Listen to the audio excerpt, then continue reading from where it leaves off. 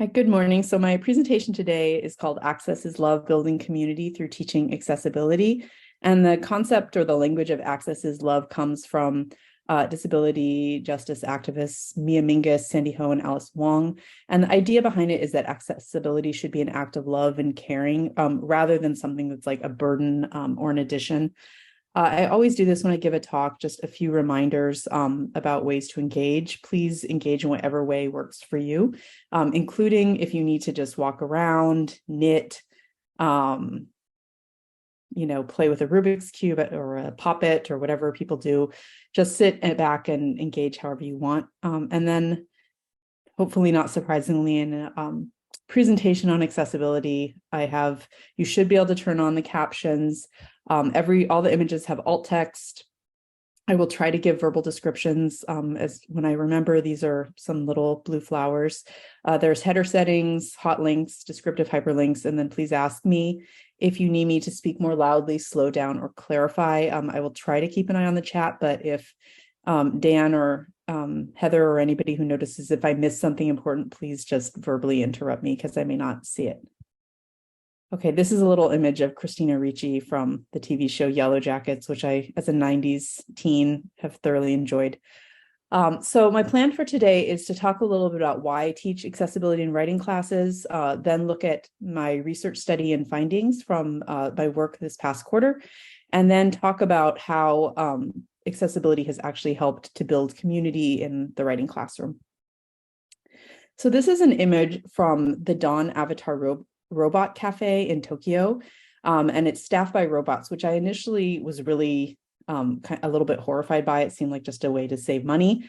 But it turns out that actually that's not what's happening. The robots are actually all staffed by disabled people who cannot work in person. And so the robots move around the cafe and people at home run the robots. And so it gives them a chance to earn income and participate in the workforce.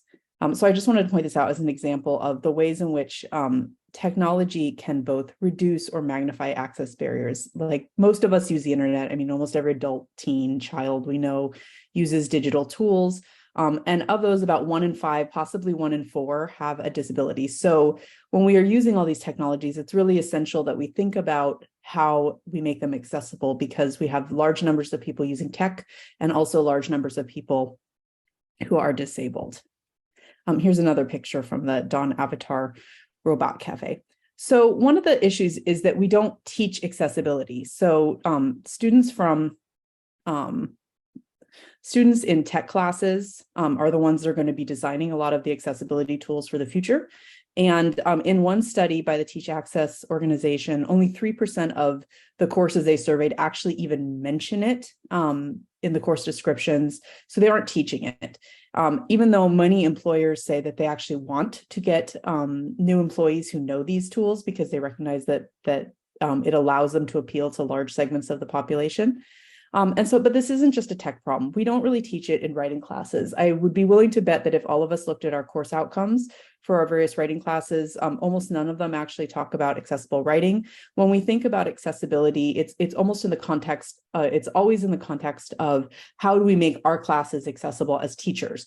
So we think about like, what do we need to do? Oftentimes you think about universal design, but we don't think very much about, how we actually engage students in the responsibility of doing this. So it becomes this thing where it's all upon us to make things accessible, and students don't have any sort of responsibility in making the class accessible for each other.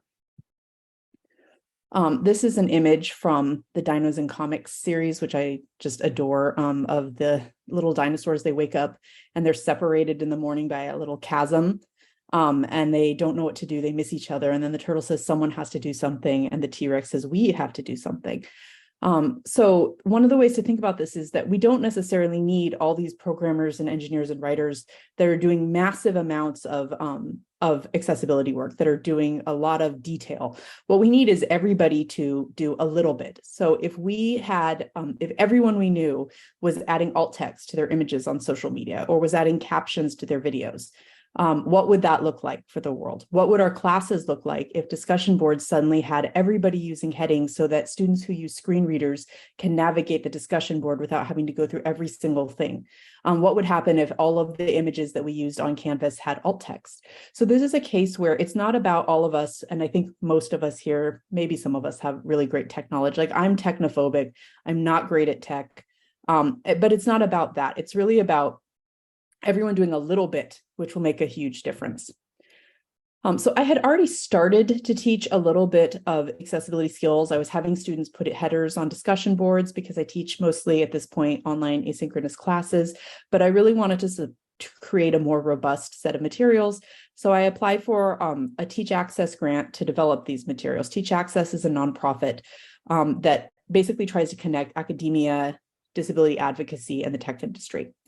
So I had a few goals for students. I wanted them to be able to understand and identify basic accessibility concepts and terms, to be able to understand both how and why they would need to use different accessibility tools, to understand how accessibility and rhetoric are connected, think about disability through an intersectional lens. Many students are very interested in social justice issues. A lot of them go to protests at Santa Cruz and things like that, and they don't really think about things like, is this protest accessible? And then I wanted them to ultimately, and this was really the most important part to me, to see accessibility as something that was a shared communal responsibility that all of us needed to do for each other, that was not just on somebody else. So my study format, the Teach Access organization gave me a pre-course survey as well as an identical post-course survey. So I gave them the pre-course in week 1, and then I gave them the same survey in week 10. And the link there links to a more detailed information about the survey. I'm going to go through it a little bit quickly. So between weeks 2 and 10, I gave them weekly assignments to teach them about disability and accessibility. So let me tell you a little bit about the demographics of the students who were in the study. I had 2 writing 2 courses, which is it's not really a first year course, but like our GE course that many students at UCSC take. It's not developmental writing, it's a more advanced course that also teaches research skills. So I had 50 students, 47 filled out the pre-course survey and 44 filled out post-course. So I was actually pretty pleased that so many of them participated. You can see the graduation date. So most of them are second year students with a few outliers. And then about 20, so almost half, were in some sort of computer science, video games, engineering, those kinds of fields. And then the rest were in like all sorts of other majors, humanities, social science, other STEM majors. So there was a pretty good diversity. So not all the students were in tech majors, which I think is important to think about. So I'm just going to go through, and these are all on the slides if you want to read them carefully. The questions were divided into, besides the demographic questions, they were divided into 4 major topics. First was questions about what they knew about accessibility generally, and you can see those questions here. The second category was getting a sense of their interests. So not just what they know, but are they actually interested in learning more about accessibility? Then they had a couple of questions about the ways in which they might be aware of and use assistive tech. And then finally, there was a single question about accessibility features, like, are they aware of these features that are on their phones and things like that? So in the pre-course survey, they were most confident that they could give an example of a disability. That was an average of 4.75 out of 5 across all the respondents, and nobody scored below 3. So the scale was 1 to 5, with 5 being like the most and 1 being the least. Many could define how accessibility related to technology and could give accessibility barriers, could give an example of an accessibility barrier. So all of those were scores above 4. They were moderately confident, giving examples of universal design, explaining how accessible tech is used by people with disabilities. And so those were all 3.5 or above. They were somewhat confident that they could consider universal design and accessibility in their design process, though a little bit less so than with the questions asking about specific examples. So they could give examples, but they weren't necessarily able to think as much about what they could do themselves. They also had moderate familiarity with accessibility tools built into their devices. So those were all scores between 3 and 3.2. They were least confident that they could define the purpose of the Americans with Disabilities Act. The average was 2.31, and very unsure that they could explain the web content accessibility guidelines, which had an average of 1.89. Most students did not use assistive tech in their own lives, or if they did, they didn't know they did. So only 6 out of the 47 said they had ever used assistive tech. Of those, 4 used screen readers, 1 used closed captions, 1 did not specify. And then in terms of interest, they were moderately interested in sort of like generally using inclusive design in the future. And they were less interested in specific career commitments, like pursuing a career in assistive tech. So what I created was a quarter-long sequence that I called Disability and Accessibility Care Work, which is building off Leah Lakshmi Peepshna Samaranjan's, I'm sorry, I cannot say their name correctly, concept of care work as like an idea of access as radical love and an intersectional community that tries to leave no one behind. So each week they would learn about a different concept and then they would apply it. And then it was recursive. So once they learned about a concept, I expected them to continue using it. They also read weekly from the Alice Wong's anthology series, Disability Visibility. So each week they had a few common readings that we all shared. I wanted something that felt communal and that we were all connected, but then I also allowed them to pick from the other readings. So we didn't read everything in the book. It was really like some common texts with them getting to choose what appealed to them. The concepts we learned are listed here. So there's actually quite a bit, and I basically tried to have it about 1 concept every week. I wanted to make the point that these are not just like sort of technical add-ons, they are really embedded in writing and rhetorical concepts. So for example, if they need to write alt text, which is descriptions of images, they have to think about what information is relevant. They have to think about things like identity and description. Do you need to describe someone's race or gender? What if you don't know? They have to think about what is appropriate for their audience and purpose. You have to think about things when you're doing a data visualization, a description, how you describe relationships between different images and text. If you're using something like an emoji, what might the emoji mean to your audience? If you're thinking about things like captions, Sean Zdenek has done, and Dev Bose have done great work on this. How do you describe how something sounds? How do you differentiate different speakers? They have to think about questions of audience, like who is included and excluded, or as Melanie Yurko says, what audiences are invited into and imagined as part of a text. So if you don't make a text accessible, who are you imagining as reading this text or participating in this text?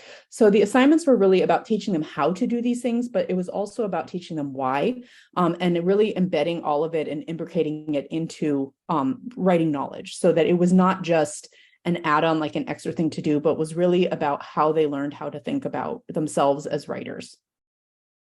I won't go through all of these, but I wanted to give just a few examples of some of the work they did that they were very excited about. So I gave them a lot of opportunities to engage with the text in the way they wanted. Sometimes they had set things like you need to write alt text for, I would give them an image and tell them to write alt text, or I would tell them to go find something online that they could listen to and analyze the captions. But other weeks I would allow them to respond in the way they wanted.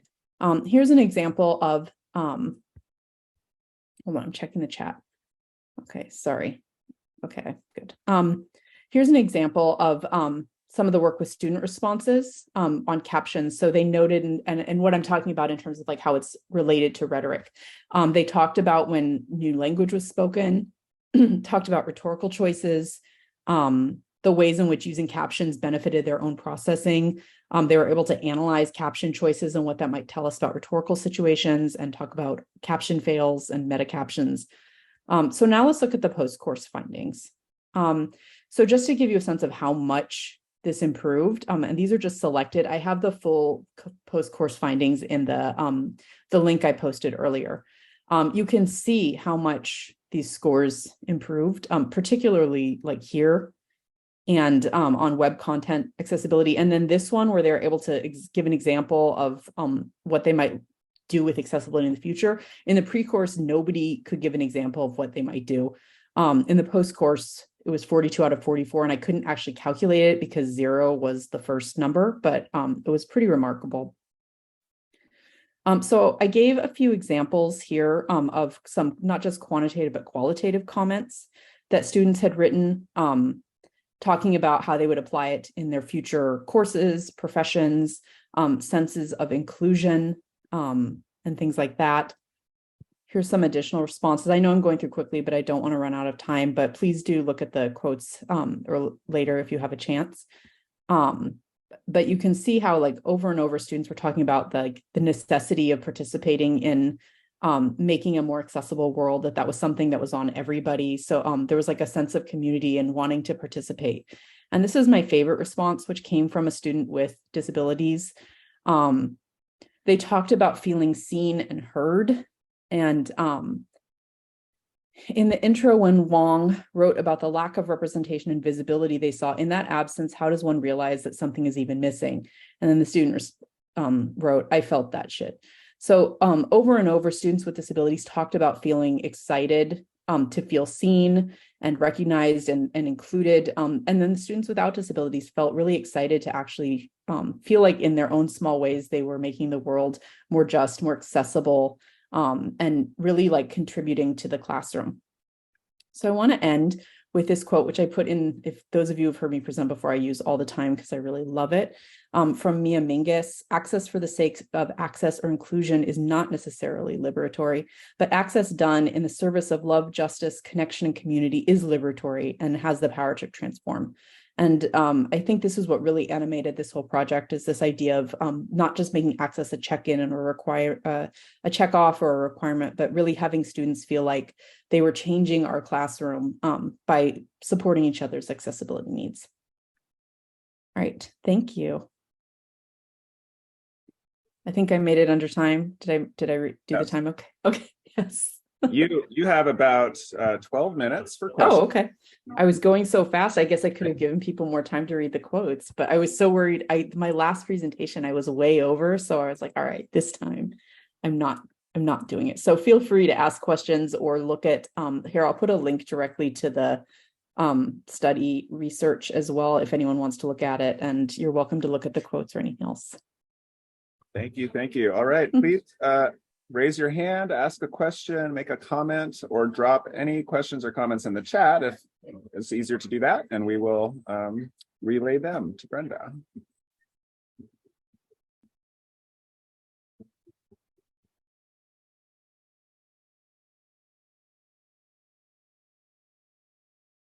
Tina. So hi, everybody. Sorry, I have my camera off. Carting kids around. Brenda, I love all your stuff on accessibility. It was one of the things that when I read through the conference stuff, I was like, oh my God, this is amazing. So detailed. And like, this is what we need to do. It's all like little suggestions that can make such a gigantic difference. The question that I have for you is there information out there somewhere, and if so, where, about what disabilities our students have and like what the percentages are? And kind of one area that I'm kind of starting to dive into, and I don't know how much this counts, is kind of ADHD and in that direction. Is that part of it as well? Kind of a lot of questions, but whatever you want to answer. Yeah, so yes, there's a couple parts to that. And yeah, so I mean, usually you can find information on the percentage. I'd have to look, I don't have it like off the top of my head, but if you want, I can send you information later on sort of like what they think the breakdown of different disabilities are. And I focused for the purposes of the grant on really things that were very like sort of concrete technical skills. So that there were things that students could master, I think not master, but could implement fairly easily, like things like a descriptive hyperlink or adding alt text, like things that were really like clear to them if they were doing it or not. But yeah, ADHD, that's definitely an area, like, as I have 2 children with ADHD. So it's definitely an area that I, am really passionate about as an educator. And when I design my own courses, I try to design them with what I know. Like basically I tried to build a course, like taking all the years of arguing with my kids' teachers and then tried to take all the things I've been begging them to do that they're ignoring me and then build it into the course. So there's a lot of like dates and clear structures and consistency and things like that. And so that was something that was a kind of knowledge that I had to sort of develop over time. There wasn't as much, at least in the pilot version of the course, on how to do that because it can be fairly complicated. And because ADHD has a huge range, things like ADHD or other neurodiversity have a huge range of needs. And so what works really great for one person may not. And I mean, this is true of, I think, of disability everywhere. Like things like if your screen reader doesn't work because somebody isn't alt texting, that's sort of consistent. If you need a screen reader and you can't view the images because someone hasn't written what happens basically. And if anyone wants, I was worried about running out of time, but I'm happy to email you videos on it. But when you're using a screen reader, like it will pick up the image. And if you haven't written in the alt text, it'll just say image. Or something like that, or it'll put like the name of the file, which is useless. Like you can't actually see what it says. And so, for people who are using like these sort of tech tools, if you don't add or something like a descriptive hyperlink, if all your links just say link or click here, basically what happens to the person with a screen reader is it skips around to the links and all of them say click here. And so then they can't tell what they're actually clicking on. So if they want to go back later and find it, they can't because they have to go through every single one of them individually. And so those create like big barriers that are fairly consistent. Whereas when you're dealing with things like neurodiversity, there is more variation, or there can be more variation in terms of what is helpful and what is not. And so I didn't want to get into the class in terms of like those kinds of things. What I tried to do was sort of make apparent where I was doing those things myself. It's just as a way to sort of call attention to it, but it wasn't as embedded in the actual like curriculum, I think. And that's an area that I would like to think about. Some of them had options in the disability visibility readings that there were readings on neurodiversity. And so students who were interested in that certainly could read about them and learn about them. But yeah, it wasn't, and oftentimes students would talk about their experiences in things like discussion boards and things like that. But yeah, there isn't as much. If it's something that you want to learn about in terms of your own teaching, definitely email me over the summer. I'm happy to talk to you about it. But yeah, I think in terms of like the study itself, I was really focused on like what are concrete things that I can send the students out doing. That they can do in other classes and that are not contingent on other people so much, like that they can just go on Canvas at any point and write alt text and feel comfortable doing it. Thank you. Yeah, I talked a bit in my talk yesterday about the teaching projects that I have my students do. So you have me thinking about how to integrate much more awareness of your focus. It's teaching projects. And they can do it. Like I gave them materials, and I mean, for their final projects in the class, they had to, as part of it, they had to actually use tools and then write about which tools they used and why. And everyone who turned in the project was able to do it like without any problem.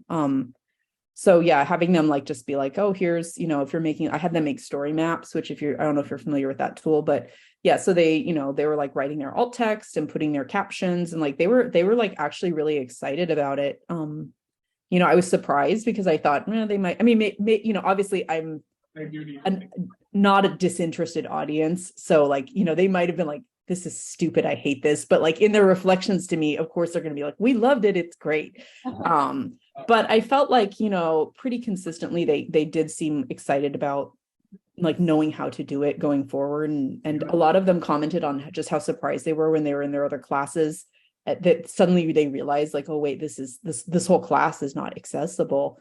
And so I think there was like a lot of really nice critical thinking about that. One student actually commented that like the dorms, they were like, oh my gosh, the Stevenson dorms, like, so it was changing how they were like moving through spaces. And some of them sat and talked to their friends with disabilities, which they had not done before, about like, what is your experience like? And so it was creating a lot of really interesting conversations. And I think like if you can find a little space, even if you can't teach them all of the tools, just giving them like one or two, it's going to, just make a huge difference for them in terms of what they're able to do. Question from the chat from Karen Heinzman. Does your writing course have other content from more traditional curriculum, or is it everything tied to the accessibility? No, yeah. So most of it is what I did is I had my traditional writing to course content. And then I had previously had an assignment that was like a quarter long sort of writing journal. And what I did is I took that out. So that was a weekly thing that they did every week. And so I took that out and then replaced it with the care work assignment. So I didn't want, my courses are already a lot of work. And so I didn't want to add even more work on top of it.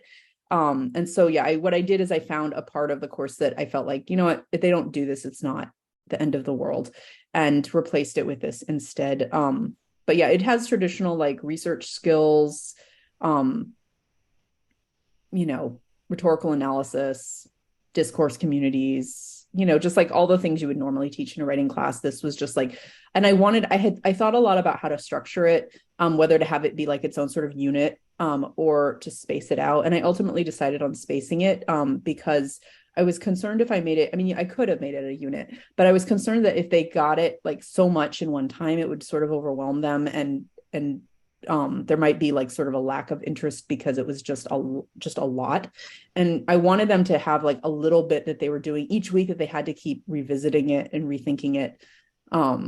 And then starting to apply what they were learning as they were going. And so that it was like, and that they started having lots of opportunities to do it. So like, and so that's sort of how I conceptualized it, was like that it was going to be like sort of a weekly thing. And I wanted it to also have that feeling of like a habit, you know, like something you just do as a regular thing, you know, that we commit to, rather than like, okay, we've done it and now it's done, like it's over with.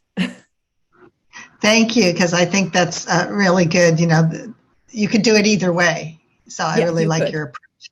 Yeah, no, you absolutely could. You could absolutely have like a, you know, a 1, 2, 3 week, you know, we're on quarters, so we only have 10 weeks. But you could absolutely do it as like sort of a section in a class. I just felt like for my purpose, plus on top of it, I didn't want to have to, because I was removing something and placing it with something else, I didn't want to have to redesign the whole class, which would have been another, I mean, from a workload issue, that's an issue, but ultimately I just felt like this was the better thing anyway. A gradual redesign, but maybe like an honors class that was completely thematic would be a lot of fun. Yeah. Oh, thank you. Dory, were you typing? 2 minutes. Yeah, 2 minutes to share another question or so. We're sharing a computer. Oh. But I do echo Andrew's comment in the chat that incorporating it throughout and really integrating it seems to make more sense, to be more applicable to everything, right? As a lens. Yeah. Yeah, I wanted it to be like a lens. Yeah, that's a great way of putting it, like a lens through which they saw everything in the course. You know, and I did make sure they had, you know, to do some research on like intersectionality and like finding disability justice figures in other social justice movements. And so I wanted them to start seeing it in places that they maybe hadn't traditionally thought about it. And so like they had they did this reading in disability visibility on Benjamin Lay, who was a dwarf, that's the term that they used to describe him, who was like a Quaker abolitionist, and would come in and into these like fiery political spaces and like yell at people. And like it was just, you know, but it was like, but he was just like, nobody talks about him. And so I had them, you know, looking up like, you know, or thinking about like Harriet Tubman through the lens of disability, or, you know, thinking through like, how does this shape them? And so, you know, they a lot of them were really excited to learn about people, or how is climate justice a disability issue? So a lot of them were really excited, not just about the tech tools, but also thinking through like, what are the sort of like, you know, critical lenses that we can now apply this to. Well, I think we're out of time. I'll just tell her later about it. Okay. Okay. All right. Thank you so much, everyone. Brenda. Another round of applause.